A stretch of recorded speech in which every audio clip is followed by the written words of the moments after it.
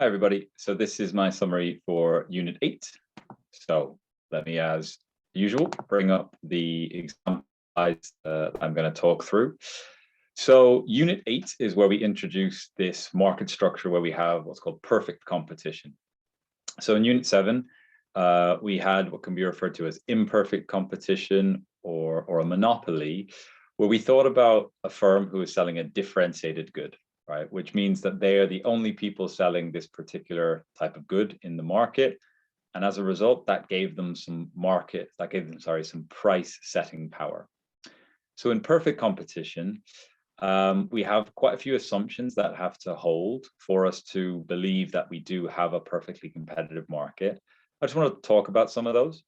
So the first is that we've got many sellers, and those sellers are undifferentiated in the sense that each of those sellers is selling something that is identical, right? So we'll see later on, we've got maybe this idea of books, a particular book, or of like bread from bakeries. So all booksellers, all bakers, they're all selling like an identical good. And we've got lots of them selling undifferentiated goods. Second thing that's important is that those sellers are acting independently, right? That they are not kind of cooperating with other bakers or other booksellers to then maybe decide on how much output each firm is going to produce, and then maybe what price that they're going to set for that good. So we're assuming that they're acting completely independently. They're not coordinating with anyone. Third thing, that there are many buyers. Okay, so there's lots and lots of buyers who want to buy the good. And this is important. It means that and each of those buyers they'll just choose a seller who has the lowest price, right? So we need lots and lots of buyers. Fourth thing, that buyers know the seller's price, okay? And in fact, this idea that all of the buyers know what price every single seller is charging. So here we have this element of sort of perfect information where we're assuming that every single buyer in the market knows how much every single seller would charge. And okay, then we also have this kind of other reason why we need lots of buyers. So we need to have lots of buyers who are all competing with each other. And that's so that sellers have no reason to sell to someone who would pay less than everyone else. And what this means is that our buyers are price takers. Okay, that's very important. So the buyers in the market, the people who want to buy the good, they are willing to pay the price that's going to prevail in the market. So all of this together, if all these assumptions are true, we can then treat our market as being one that is in perfect competition or perfectly competitive. And I've already said that this means buyers are price takers, but very, very importantly, to analyze what firms will do, this will mean that firms are also price takers, that there will be an equilibrium price set by the whole market level of demand and supply. And I'll talk about suppliers in a second. And that every individual firm will then sell all of their output at this market set price. So every single firm is a price taker. They have no influence on what the price is going to be. And they just take whatever the equilibrium price is in the market as a whole. So that's our setup for what we mean by perfect competition. So one really important thing that we need to think about in a perfectly competitive market is this idea of a supply curve. So what we mean by a supply curve, well, let's take the context that we have in this graph here. We've got a quantity of books, all right? So as in what we mean is we have how many people are willing to sell, say like this particular book. And then we have y-axis shows us price, and we see sellers' reservation price, meaning this would be the price that they would need to be offered to sell. So what the supply curve shows us is if the price, say, was $3, we would have 5 people who would be willing to sell their book for that price. If the price was 10, we would have, 32 people who'd be willing to sell. So what this supply curve overall is showing us is at different price levels, how many people would be willing to sell their books. right? So that's what a supply curve is. How many people are willing to sell at different price levels. So why is supply curve very important? Because in a perfectly competitive market, we can figure out where the equilibrium quantity and equilibrium price will be by where the demand curve and the supply curve are equal to each other. So you can see that's at point A right here. And so in this like book market example, that would be at a quantity that's Q star, that's maybe about 24 books, and a price over here that's P star, which I don't know, could be like 7, right? Or maybe, sorry, not 7, maybe 8. So a price of 8. So this is really, really important. So like this demand curve, what this represents is the price that different buyers would be willing to pay, right? So the first person who wants to buy a book would be willing to pay a very high price up here. Second person slightly lower. That's what the demand curve is showing us. So at different prices, how many people are willing to buy. And the supply curve shows us at different prices, how many people are willing to sell. So obviously the equilibrium is going to be where we have a price, where we have an equal number of buyers and sellers, right? Where then we've got a perfect equilibrium. So what we also have this graph here to show us is, well, what if the price wasn't at the level P star? What would happen? So let's imagine the price was up here. So at this price, we see there is a level of demand that's around about, I don't know, 17, 18 books. But the level of supply at that price would be much bigger, right? Maybe 36, 37. So this would be a case of where we have what's called excess supply, right? At this price, we would have a lot more people willing to sell than we would have willing to buy. And you can kind of imagine, well, in that circumstance, we'd have lots of books left over, right? So the people who still have these books at the end, they want to try and get rid of them. So what would be the ultimate, well, what would the response be? The response would be to drop price. And so the price would start to fall, and it would carry on falling until all those books had sold, which would be down here at P star again. We can also think of what would happen if the price would be too low, right? So let's say the price is down here at 5, below our kind of equilibrium. And we see in that circumstance that there are not that many people who are willing to supply books, right? Maybe about 12. But there are actually, at that price, there's quite a lot of demand. There's 30 people who want to buy books. So this would be an example of excess demand. And so what do we think? What story could we tell about what would happen here? Well, you know, the suppliers would see, maybe like people who have come to the market with their books, they are seeing people who have been left unhappy because they haven't been able to buy books, right? Only 12 people were selling, but 30 people wanted to buy. And so if I'm one of these, like maybe other 18 people who could have, like who maybe could have sold but didn't sell, well, I'm thinking I've got some people left over who want to buy a book, but I'm going to maybe ask them to pay a higher price. And so to get us to this place where that kind of excess demand of 18 is sated, we'll have some more suppliers come in, but who will sell at higher prices. And we'll see that will push us back then to our equilibrium. And so that's why it is an equilibrium, right? Because if the price is above it or below it, we can tell this story about how the price would move back towards it until we get to a place where we have exactly the same number of people who want to buy and sell. And that determines our equilibrium. Okay, very, very important to keep in mind that this is us analyzing things at a whole market level, right? This is the supply curve of the whole market and the demand curve from the whole market. And now what we want to think about is, based on this, what can we say about what an individual firm or an individual supplier will do? So, really important thing is we know that the market is going to determine a set price. So P star is our equilibrium price. And if we have perfect competition, we know that each firm is going to be a price taker, meaning that whatever level of output they decide to produce, every single one of their goods or services is going to sell at that same price. So let's kind of go down now and let's look at what is this going to mean on a firm level. So to think about what's going to happen with a firm, we're going to use the same ideas that we did when we looked at monopoly or imperfect competition in Unit 7. So you can see we've got a set of ISO profit curves, right? And we know that the firm wants to be on their highest possible ISO profit curve. We also have here the marginal cost curve for the firm.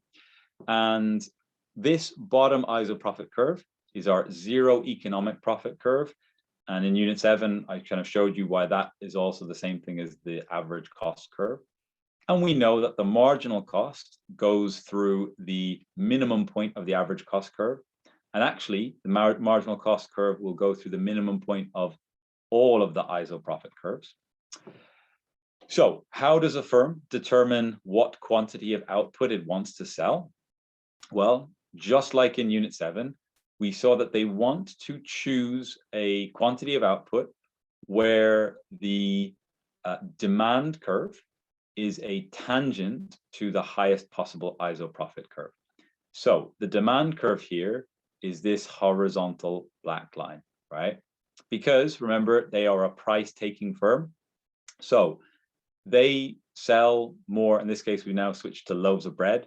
They sell more loaves of bread, but every loaf of bread that they sell is being sold at the same price, right? Because they have no market set, they have no price setting power whatsoever. So how do they choose their output? Well, like I said, they're going to choose a quantity where the demand curve is a tangent to an ISO profit curve. And we can see that that is right here, right? So this is the ISO profit curve. That's the highest one that they can feasibly achieve, okay? Right there. And actually, the condition that we can use to kind of figure out where that's going to be, we've seen this so many times, it's where MRT equals MRS. And that sort of does hold true here, right? Because, okay, if we think about the slope of this horizontal line, and at this point on the ISO profit curve, if we drew a tangent, that tangent would also be horizontal. So their slopes are equal. The MRT is equal to the MRS, but a little bit weird in this case to kind of think of it that way. So it's best to just think, well, the firm wants to get to its highest ISO profit curve, and that's going to be where the demand curve is a tangent to the ISO profit curve. But there's actually, remember, there's a second way that we can think about a firm maximizing profits, and that is the quantity of output where marginal revenue is equal to marginal cost. And that, of course, is also this point right here. So why is that the case? Well, for a firm in perfect competition, let's think about what their marginal revenue will be, right? So if they're selling, say, 0 loaves, right, they're getting no money. If they sell 1, they're going to sell it at a price P star. So the extra revenue is P star. If they sell 2, what's the extra revenue they get? P star again. They sell 3, what's the extra revenue? P star. So in perfect competition, the marginal revenue is just equal to the price. So actually, the firm's demand curve is equal to their marginal revenue. So we're looking for a quantity of output where the marginal revenue is equal to the marginal cost. And no surprise, that is right here again, right at this point A, because that is where the demand curve, the marginal revenue curve, crosses and is equal to the marginal cost curve. So that will be how a firm decides to set its level of output. You've got those two different ways: the place where marginal revenue is equal to marginal cost, or the place, I shouldn't say the place, the quantity where the demand curve is a tangent to a highest possible ISO profit curve. So that is how we get from the market level, right? The market level determines the price, and that therefore determines the demand curve of the firm. And then using the same tools as before, we can then, with the idea that the firms are profit maximizing, we can then figure out what quantity of output they would choose in order to maximize that profit. Okay, so what I'm going to talk about next is we actually started with the supply curve of the whole market. And we want to think about, well, what we want to think about is not where the supply curve of the whole market comes from, but could we can construct a supply curve for an individual firm. So that's what we're doing here. So this diagram on the left, that's the kind of the same one as we saw before, right? And what we think about now is, well, if the price starts to change, how would that change the optimum quantity of output, the profit maximizing quantity of output that the firm would want to supply, like how many loaves they'd want to supply? So we've got kind of these three different dashed horizontal lines. So if the price in the market is here, we see that the firm is going to choose a quantity of output right here. So like kind of this level here, because that is where the demand curve is a tangent to an isoprofit curve, right? We also see that is a place where the marginal cost is equal to the marginal revenue. But now let's think, well, if the price went higher, if we went up to this level, right? If for some reason there is a change in the market price that goes higher, then what quantity of output would they choose? Same kind of reasoning gives us this point here, where marginal cost equals marginal revenue, or where the new demand curve is a tangent to this higher isoprofit curve. And then we see a third one, right? A third possibility, and same idea. This new demand curve is going to be a tangent to a higher isoprofit curve, or we get a marginal revenue that's higher, so marginal cost is going to be higher. And think about what we've been doing here. We've been thinking about, as the price goes up, how will that change the quantity that they're willing to supply? So what we are doing is constructing a supply curve. And what we can see is we have got 3 points that are on the marginal cost curve. And we could think about price levels like in between all these. And what we would see is the firm is always going to choose a quantity where the price is equal to the marginal cost. And so the supply curve of an individual firm is the same as their marginal cost curve. Right? And that's what these two diagrams are showing us, that if you kind of think through at different price levels, what quantity would the firm be willing to supply? It's just determined by where price equals marginal cost. So marginal cost and the supply curve are exactly the same thing. So that is the firm's supply curve, okay? So what we think of next is, well, where did we get the market supply curve that I drew before? And that, again, relatively straightforward. That is, all we really do is just get a supply curve for every single firm. And every single firm supply curve is just determined by their marginal cost. And then all we do is really add the supply curves together. So what do I mean by that? Well, let's imagine that the price was like here, okay? So if the price in the market was here, we know that from this firm supply curve, they would produce about 60 loaves of bread. What we would then do is go to our next bakery, our next firm, and think, well, at that same price, how many loaves of bread would they produce? Okay, so now let's add that together. And we just go to every single supplier and at a particular price, ask, how much would you be willing to supply? And then that's going to give us our first point on our market supply curve. And then we could, in the same way, go to a different price and go to every firm and ask, at that price, how much would you be willing to supply? And then just add all those numbers together to get our market supply curve. So the market supply curve is just the sum of the firm supply curves. And remember, the firm supply curves are just marginal cost curves. So the market supply curve, you can see, also is labeled as a marginal cost curve. Okay, so that really is kind of like the really big key thing when we have a perfectly competitive market, which is how is the equilibrium determined? What I'm going to talk about next is why this equilibrium is actually Pareto efficient. Before I do that, just going to take a quick little pause. Okay, so picking back up. So what I want to talk about now is why in a competitive market, the equilibrium will be a Pareto efficient outcome. So you can see here, we're back to our diagram of the whole market level, right? We've got our downward sloping demand, our upward sloping supply, which is also this marginal cost. And we know that the equilibrium price and quantity will be determined by where those two things are equal to each other. And then you can see, so we can then trace out what will be consumer surplus. So the equilibrium price is 2. This whole area is consumer surplus because you've got a whole bunch of consumers here who are buying this bread, buying this good at a price which is below what they'd be willing to pay, right? So all these consumers up to this point are getting a benefit because they are paying a price below what they'd be willing to pay. And then you can see our producer surplus, right? So the producers are getting a price of 2, and actually at low quantities, they would have been willing to provide that same quantity at a much lower price, right? So they are actually getting a price that's higher than their marginal cost. So this is profit to them. And so that whole area represents this producer surplus.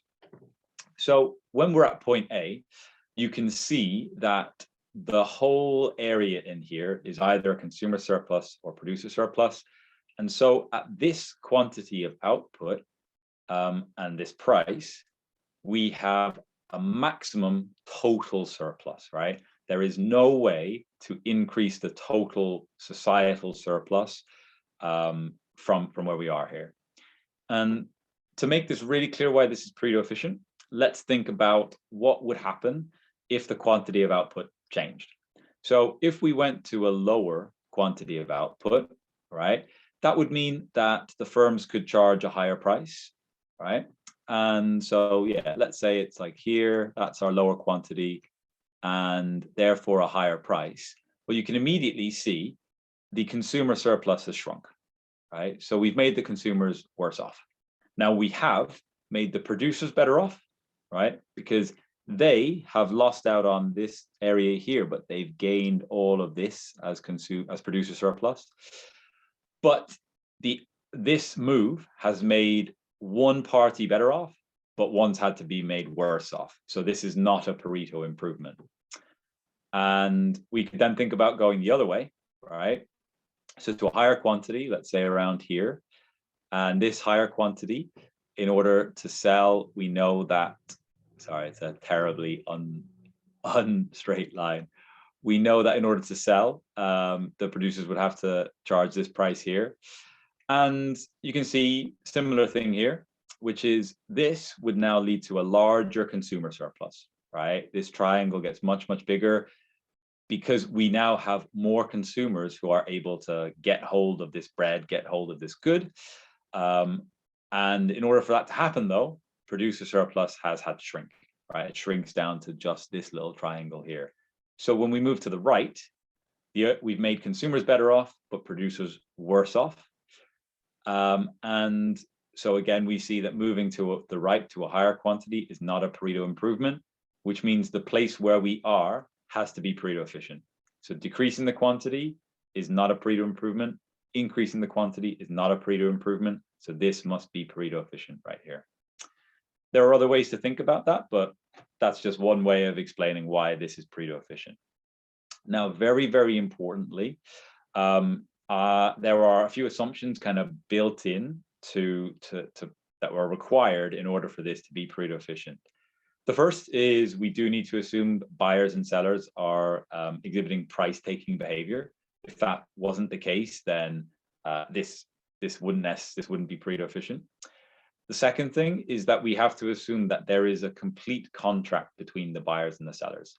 And what we mean, say, in the context here is that if, for example, a buyer got home and realized that they had been charged more than the market price for the bread, they would have to be able to go back to the seller and say, no, you charged me too much. I need like kind of the difference back. That we'd have to be able to enforce that. So we'd have to be able to enforce this market price in every interaction. And the third thing, and this is probably the most important assumption that we make, and particularly is one that we're going to see a problem with in Unit 12, is we're assuming that there are no external effects from this interaction, right? So that the only people affected by this buying and selling of bread is the people who buy and sell the bread. And that third parties, people not involved here, are not impacted in any way by that.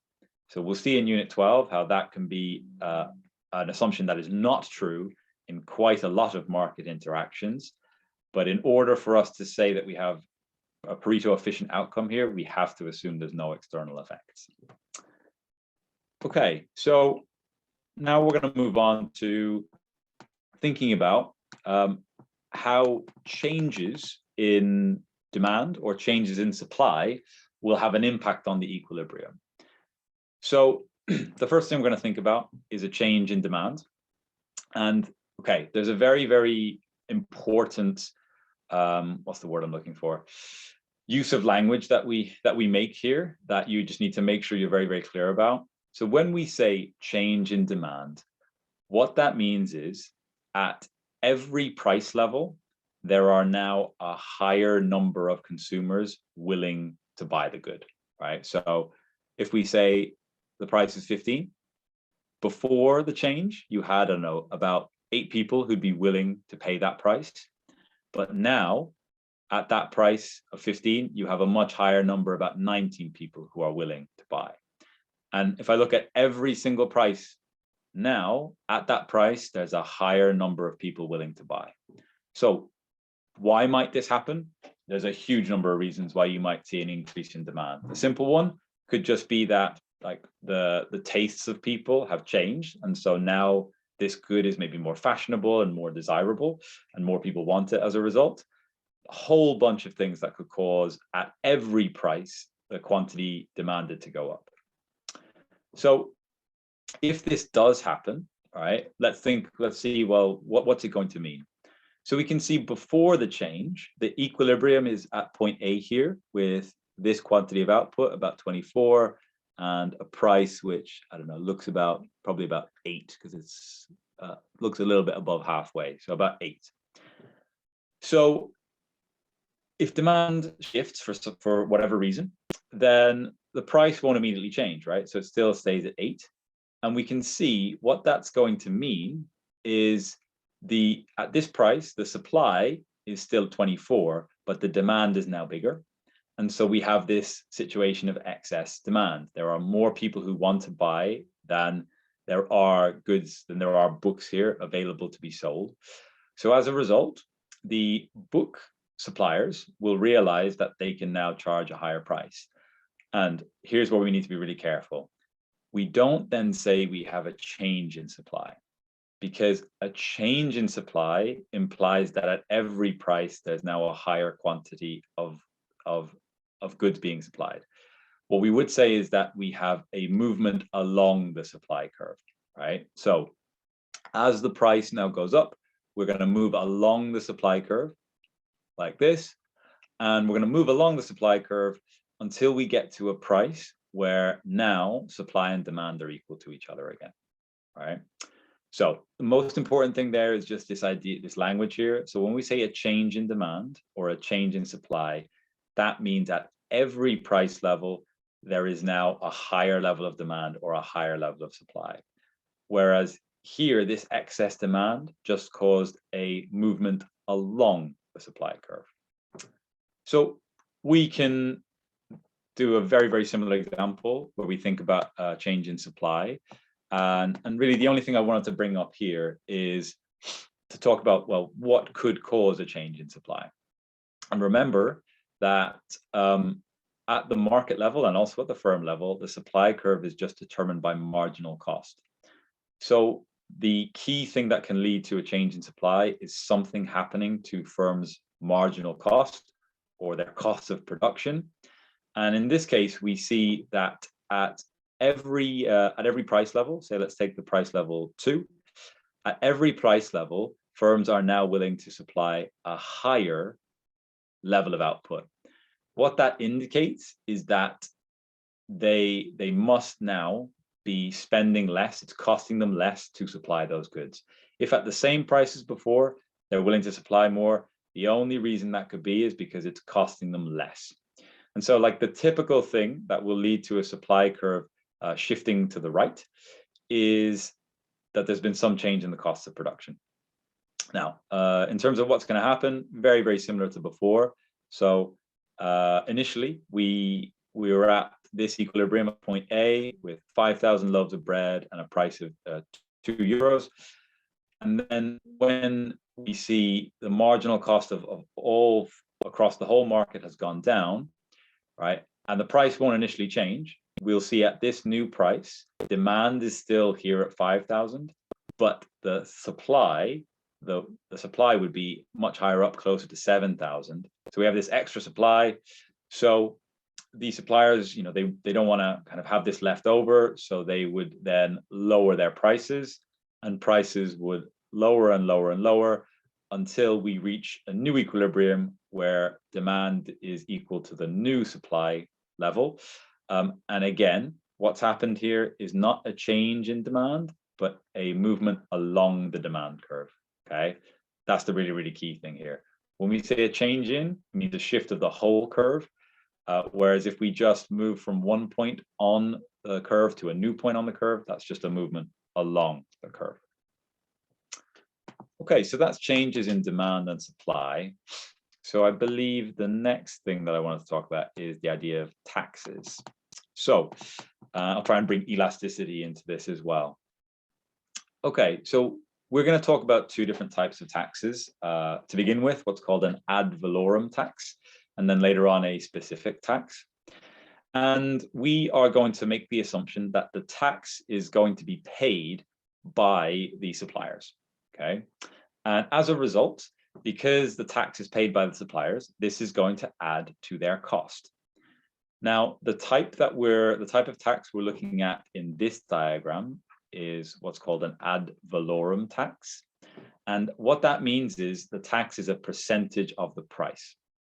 And that is why the new supply curve, and remember the supply curve shows marginal cost, so adding a tax is adding more cost. And so you can see that the supply curve is shifted to the left. So what's interesting though, is it hasn't shifted by the kind of same amount, right? Like if we pick, if I pick a particular quantity, say here, right, and look at the gap between the supply curves, and that gap represents the size of the tax, you can actually see if I go to a higher quantity, that gap is actually bigger. And as we go further and further to the right, the gap is getting bigger. So let's understand why that's the case with an ad valorem tax. Well, ad valorem means it's a percentage of the price. So let's imagine, for example, we're at this price P0, and let's imagine that that's 100. And then think that the tax is 10% of the price. So if the price is 100 and the tax is 10% of it, then that means the kind of price after the tax would be 110, right? And so we can imagine that that gap there to the price, so the P0 being 100, add on the tax of 10%, that's going to bring us up to 110, okay? So that means the gap here, that vertical gap, has to be 10. So what if we thought about, well, a higher price level, right? So I mean, this won't fit perfectly with the graph, but let's say I think about what if the price was 200. So if the price is 200, but the tax is still 10%, then 10% of 200 is 20, and that's going to increase our price to 220. And so at a higher price level, a kind of percentage tax is going to cause a bigger increase in the price. And that is why the supply curve with the tax is getting further and further away from the initial one, because that gap, that size of the tax gets bigger at higher prices. And so that's a really, really key thing. When you have an ad valorem tax, the new supply curve will actually get further and further away, in the sense that the vertical distance between them is getting bigger and bigger. So now let's think about what is the impact of a tax on this market. So before the tax is put into place, we can look at consumer surplus and producer surplus, and the consumer surplus would be this area right here. Okay, so the price is P star, and so the area between the price level and the demand, all of this is consumer surplus. And then in terms of producer surplus, it's the area between the supply curve and the price level, the price they're receiving. So all of that is producer surplus. So after the tax is introduced, we need to find the new equilibrium, and that's at point B, okay? And at point B, right, the consumers are now paying a higher price, okay? So this is interesting because it is the firms who have to pay the tax, but we can see the fact that they're now going to charge a higher price means that the consumers are contributing to paying this tax. And compared to before, now that they're paying this price P1, the consumer surplus has shrunk. So the introduction of this tax has made things worse for the consumers, right? And in terms of the producers, here's where we have to be a little bit careful. We need to think, well, to figure out the producer surplus, we need to look at, well, what price, what money do they get to keep, right? So they do sell the good for a price P1, but the vertical distance between, so the old supply curve, so the new supply curve and the old one, that vertical distance represents the value of the tax. So yes, they receive P1 from the consumers, but they actually only get to keep P0 for themselves. So the price they receive is P0, which means the producer surplus is actually just going to be that red area there. And what we can now look at is there is something new, which is this rectangle right here. In fact, let me do it in a different color. Let's do it in green. This rectangle here. So let's think about what that represents. Well, we know the vertical distance between P0 and P1. That represents the value of the tax. That is the tax per unit of output. And so if we multiply the value of the tax per unit by the quantity of units sold, that right there, I'll label it GR, that's going to represent how much tax is going to the government. That's going to represent government revenue. So far we've seen there is a shrinking of consumer surplus, a shrinking of producer surplus, and some of that has gone to the government in the form of tax revenue. But the reason why we could say that there is now a failure in this market is this triangle here. This used to be split between consumer surplus and producer surplus, and now it's just gone, right? It's not being kind of used or taken up anymore. And so that triangle in there we refer to as the dead weight loss of taxation, right? It is a surplus that if there was no tax would be split between consumers and producers, but now it's just gone. It's no longer available. And so we would say that the introduction of the tax has, in this market, has created a Pareto inefficiency. So does this mean this is like really bad for society? Well, no, definitely not. And well, not necessarily, because it depends. What is the government going to do with this revenue?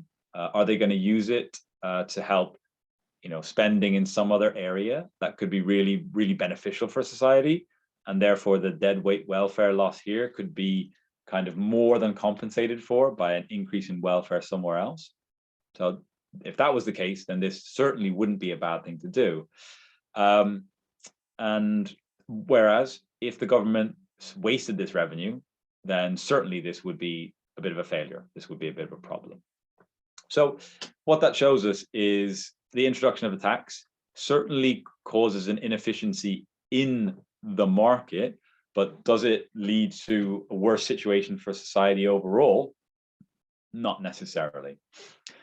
One other thing I just want to point out with while we're kind of looking at this idea of introducing a tax is the burden of the tax. We saw that consumers lose surplus and producers lose surplus, but the burden of the tax, like who loses the most from the introduction of the tax, will be very, very much about the elasticity of the price elasticity of demand for the good. So you can imagine if we had a much steeper demand curve, right? And remember that steeper demand curve indicates inelastic demand, because it shows us when, say, price goes up, we don't get that much of a reduction in demand. If that's the case, if we have inelastic demand, then the introduction of the tax will fall much more heavily on the consumers, right? Because the price will be able to go up quite a lot without the firms having to reduce supply. And so you'll get a big increase in price, consumers paying most of that tax burden.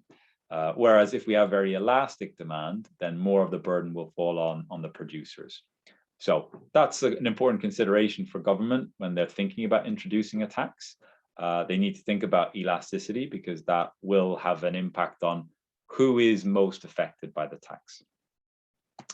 Okay, so let's get past this diagram. It shows something that I was looking at before. And I think there's only a couple of things left. Yes, so this one, all I wanted to point out here is the difference between ad valorem and specific tax. So I said an ad valorem tax, that is where the tax is a percentage of the price.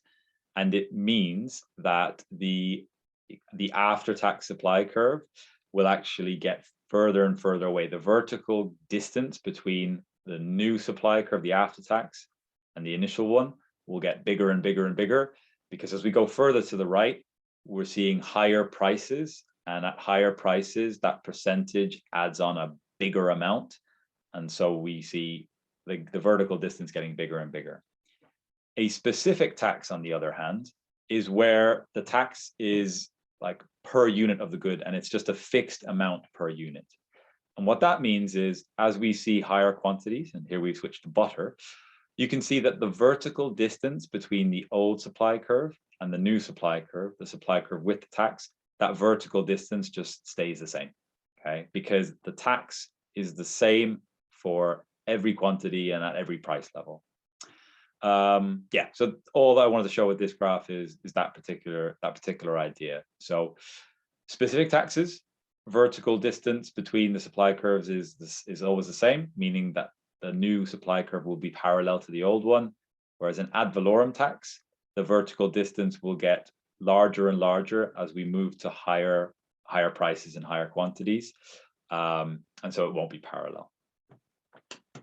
Okay, I think the final thing I wanted to do was just a little bit of a summary of monopoly / price setting versus perfect competition or price taking. So just going to run through like the different points we've got here. So if we have a monopoly firm or a price setting firm, they will set the price and quantity that will maximize their profits, right? They have the ability to set a price. And so they will choose a combination of price and quantity that will maximize profits. Whereas in perfect competition, every firm will have to just take the market determined price, and then they choose a quantity given that market determined price that maximizes their profits, right? So I guess the key difference here is that in monopoly, the firm can set both the price and the quantity, whereas in perfect competition, all they can choose is the quantity. Okay, they can't choose the price. But in both cases, they're going to make their choices in order to maximize their profits. Okay, next little row here. So for monopoly, they're going to choose an output level where marginal cost is less than price. And they do that because that will maximize their profits and also mean a higher producer surplus. Whereas in perfect competition, they choose an output level where marginal cost and price are equal to each other. Then the next row talks about deadweight losses. So we saw in a monopoly or imperfect market, we do have a deadweight loss, whereas in perfect competition, we don't. We maximize the total societal surplus and the output is at the Pareto efficient point. In monopoly, the firm owners will make, so they get economic rents, the idea being that they are making profits that are above zero economic profit. Whereas in perfect competition, it's possible, say, in the short run for that to be the case, but that will attract more firms into the market, and eventually those economic rents would have to disappear.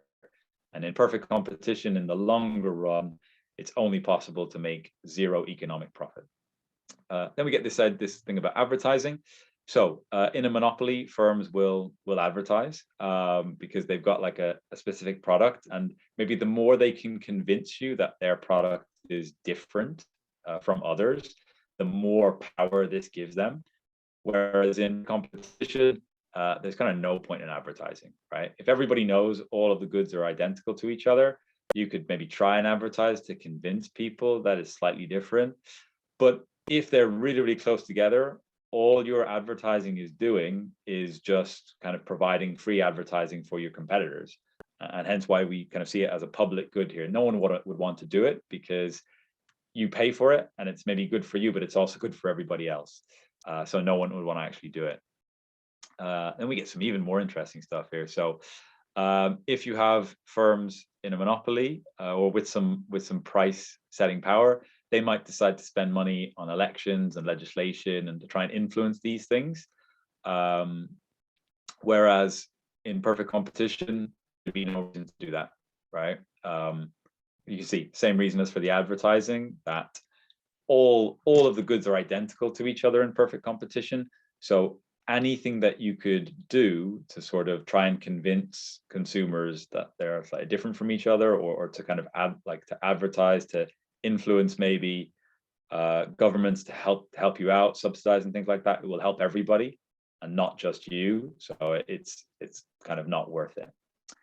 And then this final one, really interesting. So in monopoly, firms will invest in research and innovation because, so a couple of reasons why that will be the case. One is that they're making economic rent. They're making above zero economic profit. So they have the money to be able to invest in research and innovation, but they maybe have an incentive to do that because they want to maintain this differentiated good, right? They want to maintain the thing that's giving them market power. Whereas in perfect competition, there isn't very much incentive to innovate. Remember, you've got just like identical goods. So, you could argue maybe that there is an incentive therefore to innovate and maybe try and make yours a little bit different. But if it's a good that's really hard to kind of make different, to like stop it being identical. I mean, if you kind of think about like bread, for example, quite hard to sure types of bread. And there really isn't that much incentive to innovate. Okay, so that is the end of the summary of Unit 8. As always, I hope that it was helpful. Let me know if you do have questions about anything I've said or if you spot any mistakes. But yeah, I'll be back soon with Unit 12, but I'll leave it there.